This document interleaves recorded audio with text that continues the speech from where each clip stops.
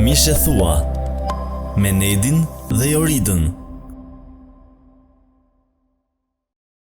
Mirë se erdhe në Mishe Thua, unë jam Nedi, kjo është Jorida dhe jemi shumë të lumtur që jemi bashkë përsëri me ju. Keni qenë një inkurajim shumë të madh për ne, edhe prandaj vazhdojmë, sepse jemi duke mësuar gjëra të reja vetë, por edhe shpresoj edhe juve jeni duke mësuar gjëra të reja, edhe duke forcuar lidhjen tuaj me një vizion të freskët edhe një fokus të re. Është shumë e rëndësishme të vazhdojmë të investojmë në martesën tonë gjatë gjithë vitit, gjatë gjithë jetës. Është një punë në vazhdim. Shumë e vërtetë, dhe jemi edhe minjues për pyetjet që kemi marrë, edhe gjatë kohës jemi duke përpiqur të japim edhe disa përgjigje pyetjet që kemi marrë. Që shumë faleminderit që jeni me neve. Dhe sot do fillojmë një seri të re, me 3 episode në fakt, do flasim për gabimet që ne bëjmë, gabimet shumë të zakonshme, për gabimet që dëmtojnë martesën, pa e kuptuar shpeshherë çfarë po bëjmë neve. Kështu vërtet duken si gjëra të vogla, por nuk janë në fund.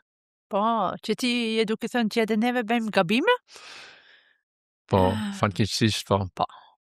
Po realitetin e fakt nuk është që janë gjërat shumë të medaja, krisat të medaja që dëmton ose që shkatëron martesat tona, por janë gjërat të vogla, janë ato sakonet negative që kemi krijuar, ose komunikimin e dobët që kemi, ato gjërat të përgjithshme që bliden edhe bëhet ajo malin e madh.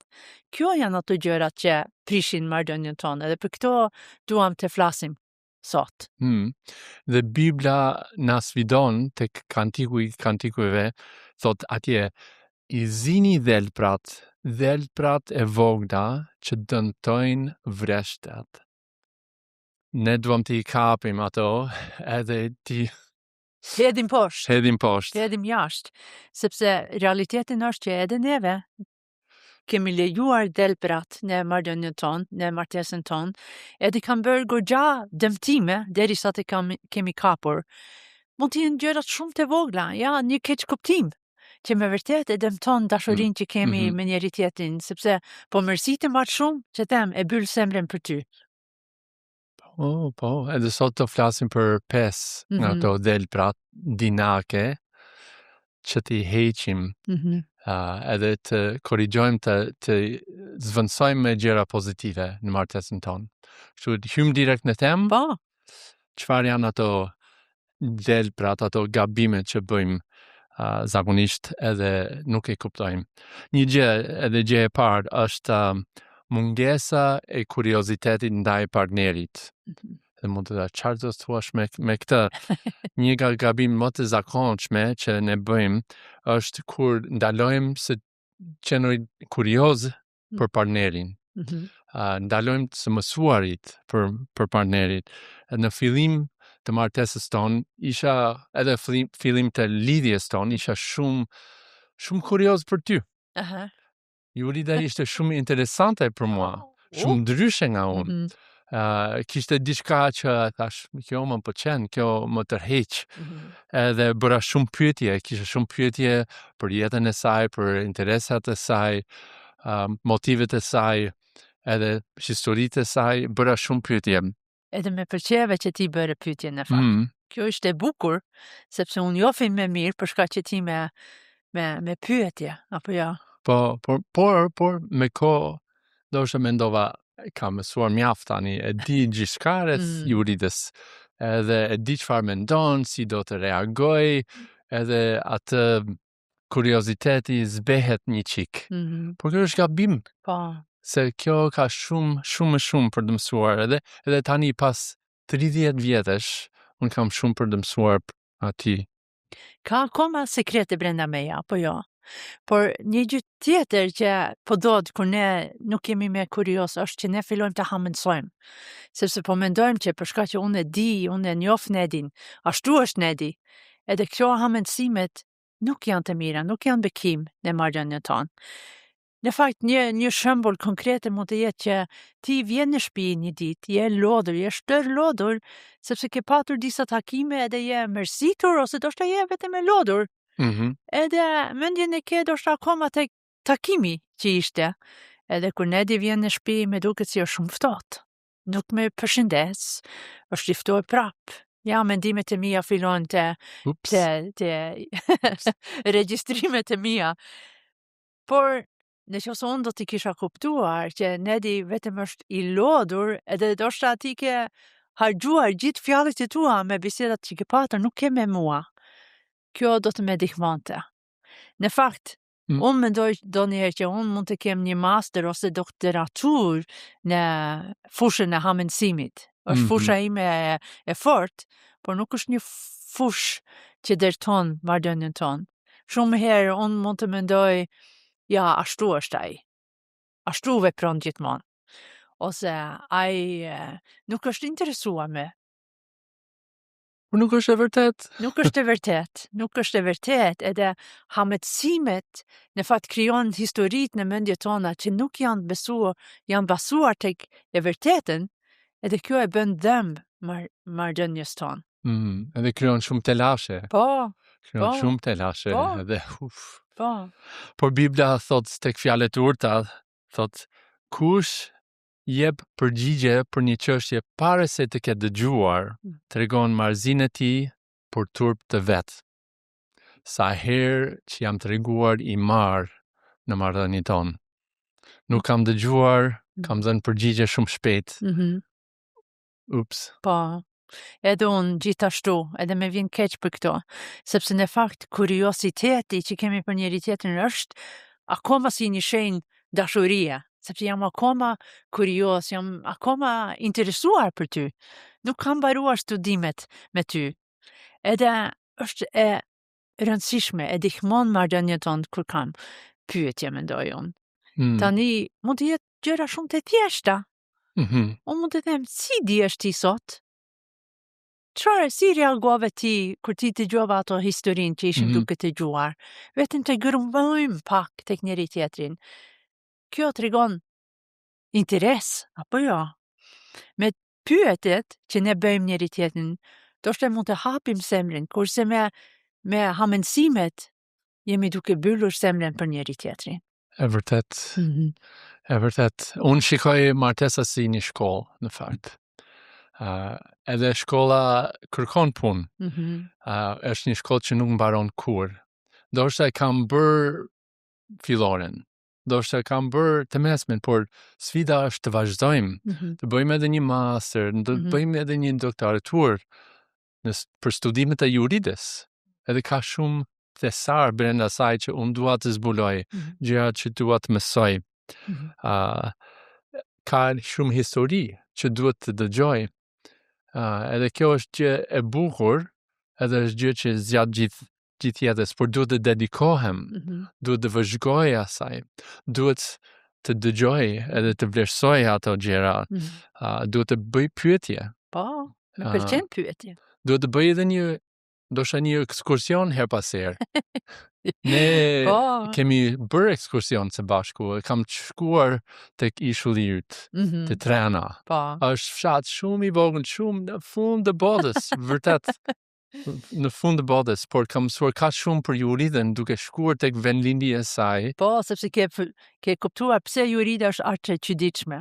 Sepse aty është rritur me fisin e saj, me gjërat e me gjithë kushërinë, me atë kulturë të veçantë në atë ishull, në atë komunitet të vogël, por vlen të investojmë, vlen të mësojmë gjëra të reja, të mbajmë atë kuriozitet. Mos e humbas, sepse ka gjithmonë gjëra të mira, gjëra të reja, gjëra të bukura për të zbuluar në martesë. Edhe në fakt unë ndihem e dashur kur ti mëson më shumë nga jeta ime. Kjo për mua është shumë inkurajim. Nuk je kënaqur me aq, por je duke menduar çfarë tjetër është brenda juridës. Kështu, në vend që të mësojmë, të gjykojmë, le të vazhdojmë të gërmojmë, edhe zbulojmë gjëra, të bëjmë pyetje dhe të lejojmë kuriozitetit të na çojmë përpara. Po, shumë e vërtet. Një gabim tjetër që është shumë e përhapur, shumë e lehtë të bëjmë, e bëjmë pa kuptuar, por është të injorosh nevojat e partnerit. Tani ndoshta nuk e bëj me qëllim, me dëshirë, por jam kaq i zënë me jetën, edhe jam edhe egoist, por nuk e kuptoj që ndoshta unë jap dashuri edhe në mënyrë ndryshe nga ti ke nevojë. Ndoshta të tregoj interes ose të tregoj për kujdesje në mënyrë ndryshe se ajo ka nevojë në moment, sepse unë jam fokusuar tek vetja dhe unë e di çfarë dua unë edhe si më pëlqej unë. Po, edhe jemi ndryshe. Kemi nevoja të ndryshme. Ndoshta e ke dëgjuar për ato librin 5 gjuhët e dashurisë. Edhe është fantastike sepse na ka ndihmuar të kuptojmë pse reagojmë ndryshe nga njëri tjetrin, çfarë janë nevojat e tua, si mund të tregoj unë dashurinë në një mënyrë që ti të kuptosh. Por ndoshta do flasim më shumë për këto gjuhët një herë tjetër. Por është shumë e rëndësishme. Në Bibël në fakt thotë që mos shikoni vetëm interesat tuaja, por edhe interesat e të tjerëve. Është shumë e rëndësishme në martesë që ne mendojmë jo vetëm për veten tonë, por çfarë ka nevojë tjetrin. Edhe më shumë në një botë që është bërë aq egoiste që ne gjithkohës jemi duke shtyr, ja mendo për veten, ti jesh mirë për vete. Por në fakt ne kemi nevojë të vazhdojmë të shërbejmë njëri tjetrin, të kuptojmë çfarë janë me vërtet ato gjërat që ne di ka nevojë, ose që bashkëshorti im ka nevojë. Sepse martesat tona duan vëmendje aktive. Gjërat nuk ndodhin nëse ne nuk jemi aktiv duke kuptuar, duke spuluar çfarë janë ato gjërat që ty të duhet në ditët e përditshme. Çfarë, po, sepse ndoshta ngelemi ashtu si, ja, gruaja është duke bërë shtrojgje në shtëpi, është duke pastruar, është duke gatuar, është duke shërbyer gjithkohës. Edhe është shtërlodhur, edhe thot, si është mundur, unë jam duke shërbyer, unë po bëj të gjitha ato gjërat. A nuk kupton ai që unë e dua, që jam duke bërë të gjitha ato gjërat e mira për ty? Ndërkohë, ndoshta ai ka nevojë për kohë cilësore me gruan. Ndoshta ka nevojë për një bisedë të mirë, një inkurajim pa humor. Edhe ndihet i lënë pas dore sepse ajo është shumë e zënë me punën e shtëpisë. Po. Ose ndoshta ai punon shumë për të siguruar për familjen, jep gjithçka dhe me djers edhe me gjak siguron edhe mendon po bëj më të mirën time. Çfarë tjetër kërkon, mund të kërkoj. Por ndoshta ajo ka nevojë për fjalë të mira, ndoshta ka nevojë për një përqafim, për një lehtësim. Nuk ka nevojë për të gjitha ato punën tënde, ose po, që është mirë të kuptojmë njëri tjetrin, të flasim, të shbremi nevojat që kemi. Dhe kjo është një sfidë shumë e madhe për ne burrat. Si mund të kuptoj këtë krijesë, që është kaq ndryshe nga unë, E komplikuar. që ka nevojat shumë ndryshe nga nevojat e mia, që komunikon ndryshe nga unë, edhe ka, nuk e kuptoj, unë kam probleme të mia, mjaft probleme vet. Ajo është e rritur, ajo mund të zgjidh problemet e saj, pse ta zgjidh unë problemet e saj. Plus, edhe kur unë bëj diçka, shpeshherë e bëj gabim. Wow. Pse ta mundohem? Vetëm gabim do të bëj. Jo, po me pëlqen kur ti bën gjëra. Por, a ke menduar ndonjëherë që edhe mund të pyes? Po, mund të pyes. Kur ti shikon që gjërat nuk shkojnë mirë, kur unë jam e mërzitur, pse ti mund të vetëm me pyes? Çfarë ke nevojë? Kaq që thjesht është Nedi.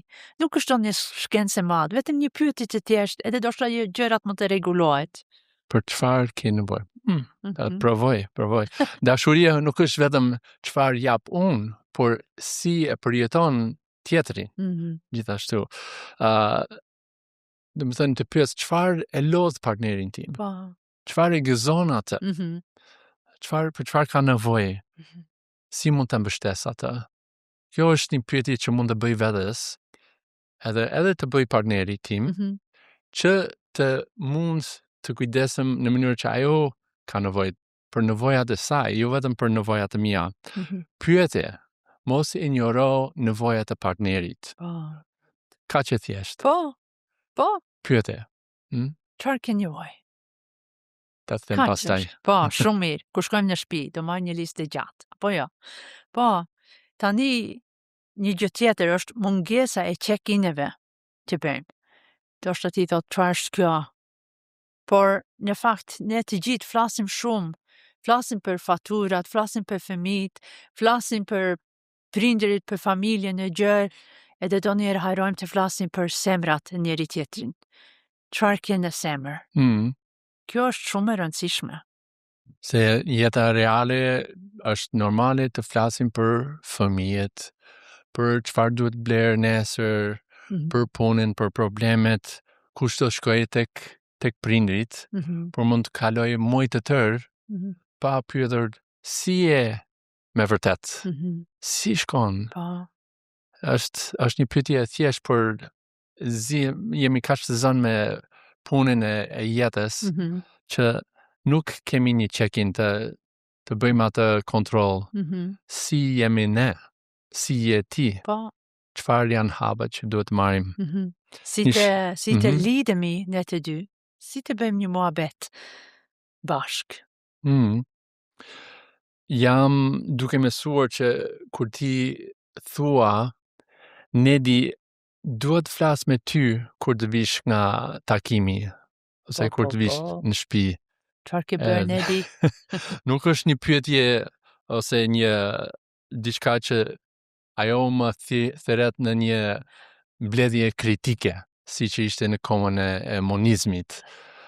Nuk kam pse të kem frikë që po vjen kontrolli dhe duhet të përgatis argumentet e mbrojtjes si në një gjykat. Por është një ftesë. Le të kemi një check-in. Le të flasim për martesën tonë. Le të flasim për ne. Po, do shtë gjanë qik me ato nevojat, por në fakt tani jemi duke folur më shumë për lidhjen midis neve. Që ne të njohim semrat e njeri tjetrin, të bisedojmë për ato gjërat që janë të rëndësishme për ne, si jemi në marrëdhënien tonë, çfarë jemi duke kaluar. Do shta janë pyetje shumë të thjeshta që mund të themi, për çfarë je gëzuar sot? Për çfarë je shqetësuar sot? Çfarë ti ka bërë përshtypje këto ditë? Janë gjëra që nuk na kushton shumë të bëjmë, po mund të bëjnë një ndryshim shumë e madh në marrëdhënien tonë, sepse kjo e bën që ne lidhemi më shumë. Të kujdesesh për martesën tënde nuk vjen nga vetvetja. Nuk vjen e natyrshme. Është një vendim që duhet të bëjmë. Të investoj, të ulem, të them, unë dua të di çfarë po do të brenda kokën tënde, sepse do shta ti nuk ja i që shpresh, por unë duhet të ulem, duhet të marrit edhe kohë, të dëgjoj nga ty. Duhet jemi të qëllimshëm për ato check-init. Do shta një bised në fund të ditës, një bised të shkurtër, një si e ti, ose në fundjavë, pak më gjatë, të kalojmë kohë, pim një kafe bashk. Se dalim për një shëtitje edhe flasim bashk. E vërtet, është bukur të liçeni tani. Po. Kur dalim edhe mund të flasim edhe nuk është atë mbledhje kritike. Është një kohë së bashku të cilësore që flasim për ne. Po. Kështu mos injoroni ato check-inet, sepse janë të rëndësishme edhe kemi nevojë në martesën tonë. Lidhje jo të shëndetshme me familjen e origjinës.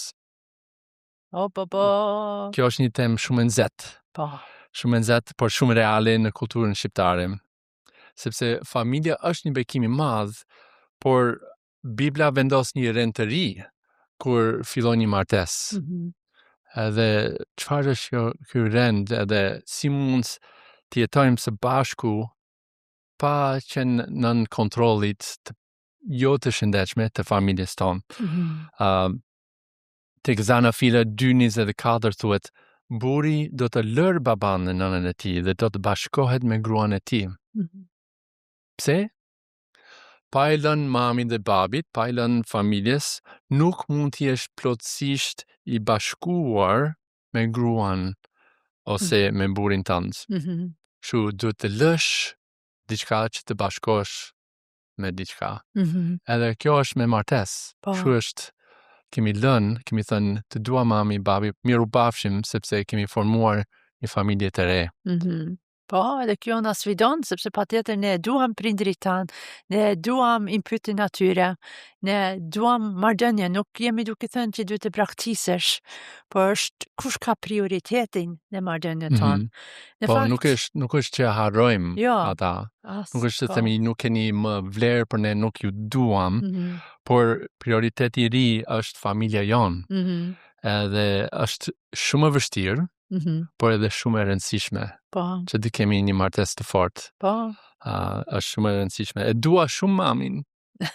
E respektoj shumë babin. Po, Si mund të themi jo? e ke shumë të mirë prindrit. Por, tani, kjo mund të jetë një situatë tipike. Ne të dy jemi duke folur për fundijavën që po vjen, po mendojmë çfarë do bëjmë ne në fundijavë. Edhe pling pling me marr mamin në telefon edhe thot, hajde në fshat sepse do kalojmë kohë bashkë edhe duam që edhe juve të vini. Edhe unë ndoshta e kam qik të vështirë të them, po mami, me vjen keq sepse ne kemi bërë planet e tjera, po tani mami do mërzitet me neve. Por atëherë ne duhet të vendosim. A do bëjmë këto gjë që ne kishim menduar?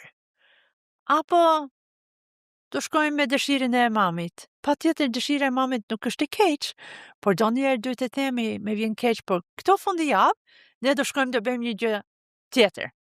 Do shta një fundijavë tjetër. Do vim tek juve. Ju duam fort mami, Po. put. Po, put. Ju duam shumë, do vim për byrekun, por me vonë. Po.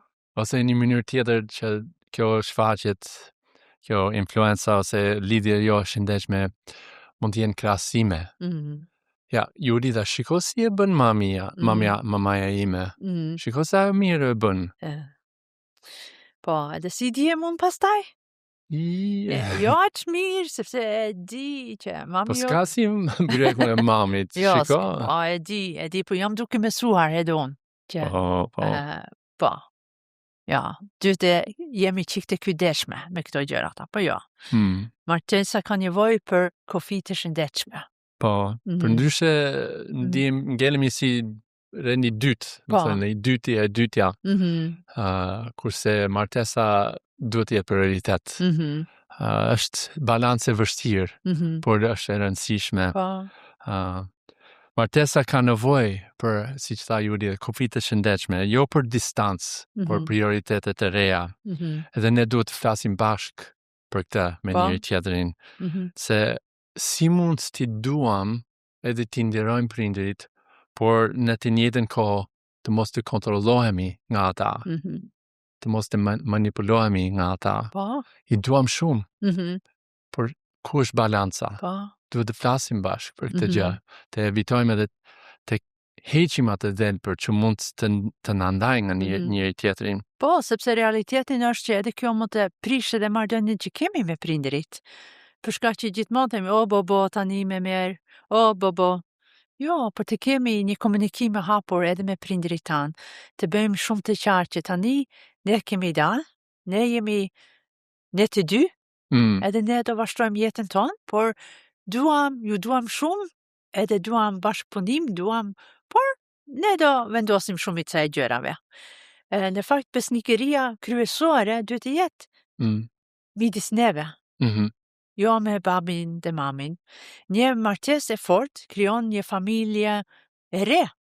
Është si jemi duke ardhur nga dy pemë. Por ne jemi pema veças tani. Ne jemi neve tani, nuk jemi vetëm një deg ka pema e mamit e babit. Por ne jemi një rënë, ne jemi duke lënë rënje tona të shkojnë poshtë. Edhe ne do japim frutat. Shumë e vërtet. Po. Shumë e vërtet dhe shumë e rëndësishme. Kështu në përmbyllje, kemi darë këto dhelprat, këto gabime që bëjmë shumë kollaj. Ndoshta ti ke dëgjuar diçka të erdhi në mendje, një moment i vogël, një bisedë e mënguar, ose një keq kuptim, një reagim i shpejt, Po. to janë dhelpra të vogla që lejojmë në martesën tonë. Dhe ata prishin shumë gjëra, por lajmi i mirë është ky, që ose ato dhelprat mund të kapen shumë shpejt. Po. Edhe mund të rregullojmë situatën para se të bëjmë shumë dëm. Por edhe në rastin që duket sikur kanë bërë dëm, vreshti ka atë mundësi, atë potencial për të rikonstruktuar, po, nuk e di si të themi. Për të restauruar Po. shumë kollaj. Po. Nëse marrim hapin e duhur, nëse heqim ato gjërat që prishin vreshtin ton. Kështu nuk kemi nevojë të jemi perfekte. Jo. Asnjë nga neve nuk jemi perfekt. Por të jemi të vëmendshëm, Po. të jemi të përullur, Po. të bashkëpunojmë me njëri tjetrin, të kemi dëshirë për të rritur së bashku, Po. edhe të komunikojmë me njëri tjetrin. Edhe nëse dëmi është bërë, ne kemi shumë shpresë që gjëra edhe rregullohen. Edhe realiteti është ashtu si ti thoshte, shumë ne bëjmë gjëra pa menduar, nuk bëjmë ato gjërat me qëllim të jemi të vështirë. Nuk dua të shkatërroj, ose duket ndonjëherë por por kjo nuk është e vërtet. Në fakt, çdo ditë është një mundësi e re për të rritemi. Po kur unë e kuptoj që ka gjëra që dy të rregulloj, atëherë unë dy të sjed. A të vazhdoj ashtu, për sepse nuk qaj kokën për nivojat e Nedit, apo të sjed të bëj pak ndryshe, që të bjell jetë në marrëdhënien tonë. Kjo është përgjegjësia ime tani. Unë nuk mund të justifikohem tani që nuk e dija. Po kur unë e di, është një sjellje që unë bëj për të përmirësuar marrëdhënien tonë. Edhe e bukura është që çdo ditë mëshira e Zotit është e re për neve. E vërtet. Ai është shumë e mirë, edhe mund të fillojmë nga e para. Nuk është që dy të rrim atje me keqardhje, që boj kam shkatëruar. Jo, çdo ditë mëshira e Perëndis është e re për neve, që mund të na japësh zemër për të vazhduar përpara. Po. Në fakt, do vazhdojmë të flasim në podcastet e tjera për gabimet e ndryshme që po bëjmë, pa kuptuar. Duhet t'i kapim ato dhelpra. Po. Edhe t'i heqim. Faleminderit që ishit me ne sot. Nëse ju pëlqen podcastin, nëse ju ka folur juve, dajeni me të tjerët, me një çift që ndoshta ka nevojë për një inkurajim, ose kjo do të ishte një ndihmë për ata. Ndaje dhe shpërndaje, sepse ne duam që sa më shumë njerëz të inkurajohen në martesat e tyre, që të ecim përpara edhe të kemi një kulturë ku ne jemi duke investuar vazhdimisht në martesën tonë. Po. Dilni për kafe dhe flisni për këto dhelprat. Po. Mirë. Shihemi herën tjetër. Miropafshim. Miropafshim. Për të parë çdo episod, mjafton të bëni subscribe në YouTube, në kanalin Mishe Thua.